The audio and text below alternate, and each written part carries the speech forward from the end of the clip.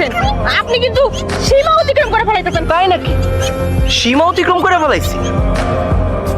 সীমা যেহেতু অতিক্রম করেই ফেলাইছি, তাইলে আপনারা অতিক্রম করে বিয়ে করে ফেলাইতে চাই।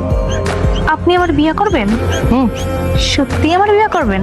300 ঠিক আছে, তাহলে এখনই আমার বিয়ে করবেন আপনি।